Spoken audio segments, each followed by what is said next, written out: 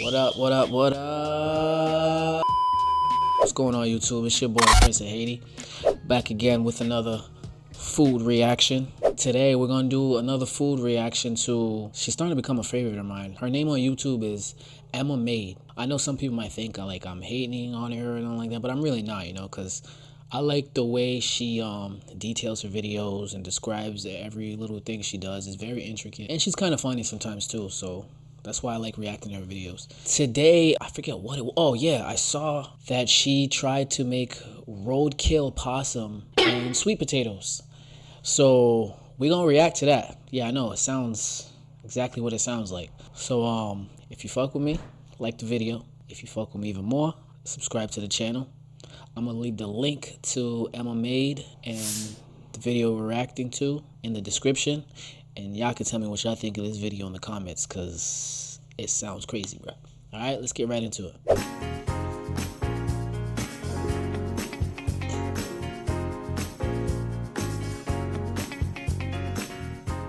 Greetings, my beautiful lovelies. It's Emmy. How are you? It's great to see you and welcome back. Today I'm going to be cooking, if you can't tell from the giant smile on my face, something that I have been thinking about since I found this cookbook. She's always so up and enthusiastic and wired too. That's why I like reacting to her stuff.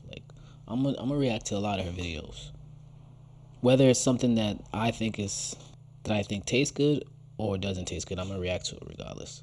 Many years ago, it's called the Original Roadkill Cookbook. And I thought, is this for real? Now the book is written tongue-in-cheek, so there's a lot of jesting going on, and you can tell that just by some of the names of these recipes, like windshield wabbit and barbecue Bugs Bunny. There are recipes in here and some tips in terms of how you can cook. She said, well, what did she say?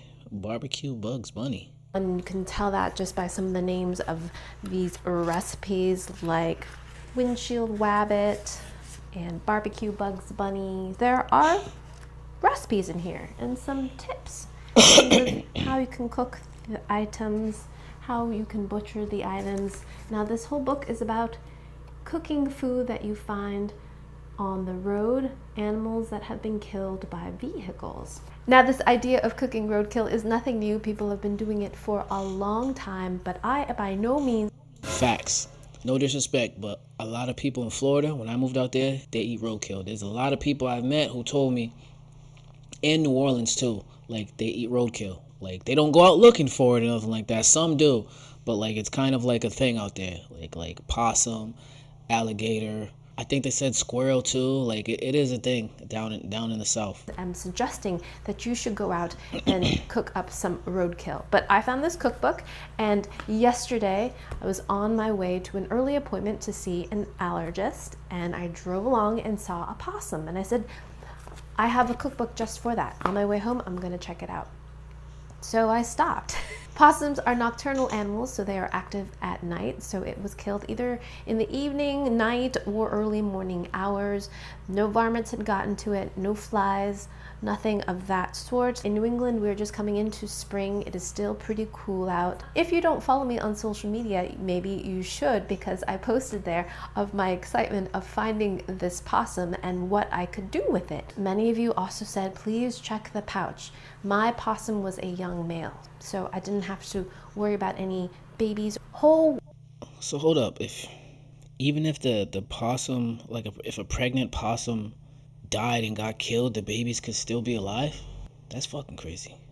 I'm glad I already ate before I did this reaction, yo, because this video is already making my stomach turn. Wide range of reactions and emotions, which I was absolutely fascinated by, because there is a lot of taboo about this idea of eating something that is dead, particularly something that is hit by a car, found on the side of the road. But the fact of the matter is that many people survive and get by doing things like this, by foraging, by finding things that life has handed to them, and I am fascinated by that. And I've never tasted possum before.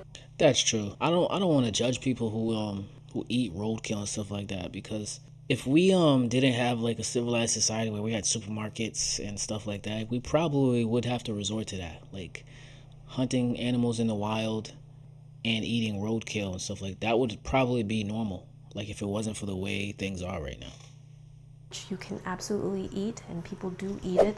And I'm just curious about the whole thing. I was also curious about the whole dressing and skinning and butchering of the animal as well. I got a little bit of this when I lived in Montana and helped a neighbor skin and butcher a deer, which is a much larger animal, but it's a very primal practice, and there's a lot to learn about anatomy. And in honor of the animal, I am also very fascinated about what you can do with all the other cast-off bits, like the hide, for example. I would love to learn how to tan hides and make something out of it, perhaps. The whole process of these kinds of things really, really interests me, if you don't know that already. So when I lived in Montana, I also learned of the word process used in the context of butchering an animal. That means you break the animal apart and get the different bits that you need. And typically what's done with game is you hang it up, and that allows gravity to weight the animal down so that you can pull the skin off and butcher the animal. Just remove the back legs and the front legs and the shoulder portion. Then I thoroughly wash the pieces and place them in my refrigerator. And at this point, they look like something that you would buy at the supermarket. And here we are. That is what I have of the possum. Pavement possum, very appropriate. They say to stuff and roast it. I also refer to these two books, which I happen to have in my collection. And this one I picked up when I was living in Montana. It focuses mostly on my refrigerator. And at this point, they look like something that you would buy at the supermarket. And here we are. That is what I have of the possum. Pavement possum, very appropriate. They say to stuff and roast it. I also refer to these two books, which I happen to have in my collection. And this one I picked up when I was living in Montana. It focuses mostly on larger game, lots of venison. This book was sent to me by beautiful, lovely Collins Backroom. Yo, this lady got this from the street, bro. This freaking, it just hit me like she's about to cook an animal that she picked up off of the street. Secrets, and this one's pretty thorough. It's got big game, including antelope and bear and boar and buffalo, caribou, moose, but it also has small game, including beaver, raccoon, and squirrel, but no mention of possum. But of course, then I had to ask all of my beautiful lovelies on social media what they thought, if they had any recipes, and lovely Dawn sent me a recipe from the Modern Encyclopedia of Cookery, which had the most thorough version of how to make possum with sweet potatoes. Now this kept coming up when I was doing the research, possum plus sweet potatoes, and I learned that it's a classic Southern pairing. Even Faulkner writes about the combination of possum and sweet potatoes. In his Flags in the Dust book, he referenced Thanksgiving. Bruh, it's funny she keeps saying that, because like I like sweet potatoes. Like I'd be like the only one. I like sweet potatoes, sweet potato fries, all that shit. And it's like thinking about somebody trying to make sweet potato and possum right now. I can't even wrap that around my head, right? Like sweet potato and possum. That's funny. Dinner in which they serve possum, among a bunch of other things, with sweet potatoes. And because I just came back from a trip to Louisiana, I've got the South on my mind. Alrighty, let's go ahead and start cooking our possum, shall we? So wild game tends to be pretty lean and in a lot of cases tough. So that means it requires a long cooking time. So I'm going to be pan frying it and then braising it for a little while in the oven. AP flour, seasoned with a lot of salt, freshly cracked pepper. And because I love it, I'm going to add some white pepper too. And I really love this idea of not letting things go to waste. Within reason, right? And besides that, there's a certain resourcefulness I think that I also really appreciate. Plenty of kosher salt and white pepper and black pepper.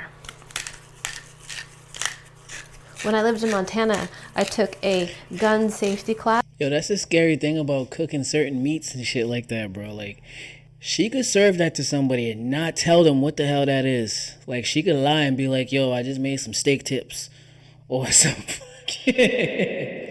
or some ribs, you know what I mean? Like, you know what I mean? Here, try some. You know what I mean? Somebody will eat that shit, bro. I hate how you could like just take a part of an animal and make it look like another part of an animal that someone normally eats. Yo, that shit is, yo, if anybody ever makes possum, dog, and you trying to serve that to people, make sure you tell somebody. A hunter's glass. I took it with a bunch of children, really. They were about 12 or 13 years old, and here I was, hi, Miss Emmy, in the class too. But it was great. I learned so much about hunting and how to carry a rifle properly. Really, really cool. Montana, shout out to you. I miss you. I will come visit soon. Next, we're gonna take possum and just dredge it in some flour. This will help kind of brown it up. Living in Montana also was the first time I was exposed to hunting culture, really. And for that area, it's a part of the year. There's a definite hunting season for different kinds of things. And it is part of the culture. People go out and they hunt for their meat. And some do it for sport. Some do it to fill up their freezers. And some do it also out of a combination of that and also tradition. Yeah, and apparently some people are eating cats and dogs now. Did you hear about that? Add a little bit of just neutral vegetable oil. Lard would be really good in this case. Has a high smoking point, would add some flavor. And we're just gonna place it right into our pan. Shake off the excess. Just drop it in. I know that there's a tendency when it comes to browning meat to want to stir things around, but you just really want it to sit there for a minute to get a good sear. That. I'm gonna add a little pat of butter. Melt that around. And some water.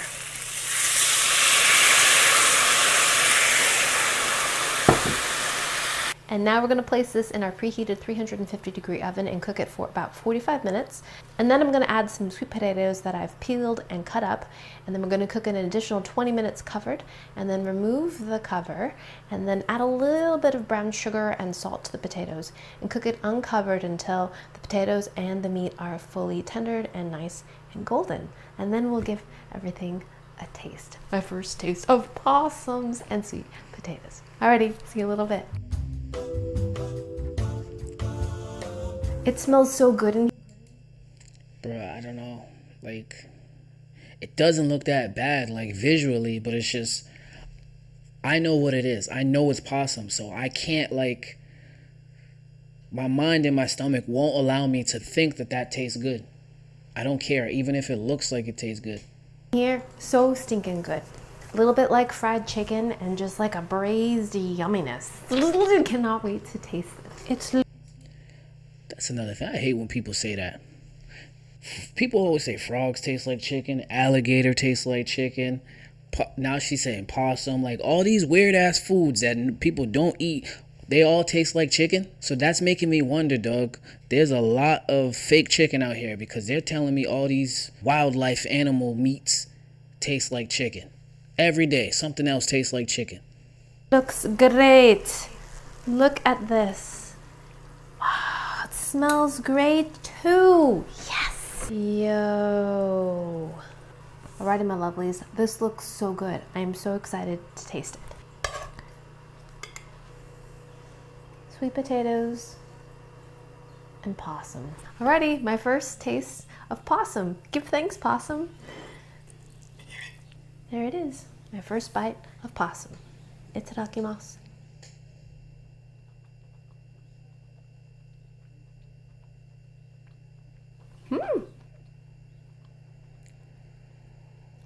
It does have a different texture that I'm used to. Duh! It's fucking possum! I'm sorry, Emma. My bad. It's a little bit chewier, but it's still tender and flavorful, but not as gamey as I thought it was going to be. Not as, and when I say gamey, I mean kind of a strong livery flavor. Lamb, for example, has a distinctive kind of. Oh my God! Listen to her describe it as like, it's not making it more appealing to me. In my opinion, gamey flavor. And when I say livery, I mean a bit metallic, a little bit irony, that kind of a flavor.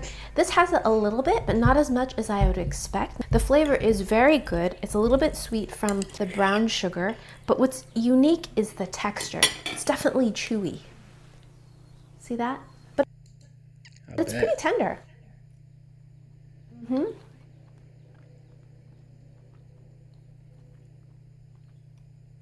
just a little bit resilient. I'm sure you could cook this even longer, say in a slow cooker, and it would be even softer, more like pulled pork perhaps, but it's a good meat. It definitely reminds me of some other wild game I had. I think one of my most memorable Thanksgivings is when lots of different people brought different kinds of game, including goose and antelope and venison, of course. So that was the first time that I had so many things at the table at one time. It was lovely.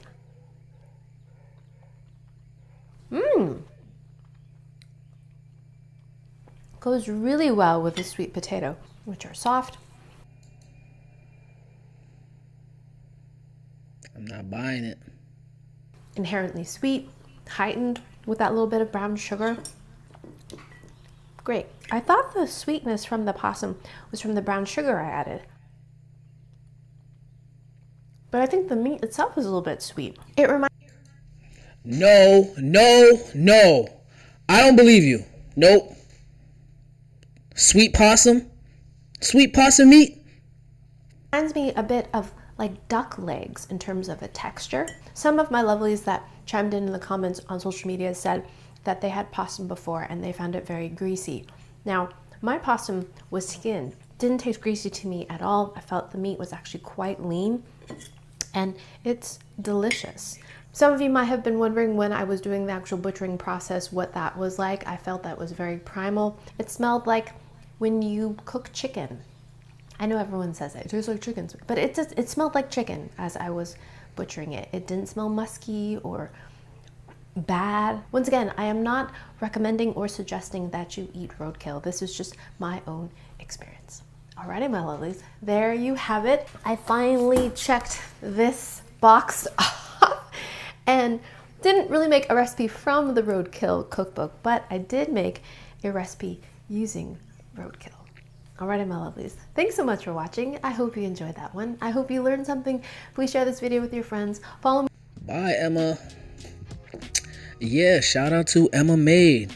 She is very interesting. Like, I like her videos. I really do. Like, don't get it twisted.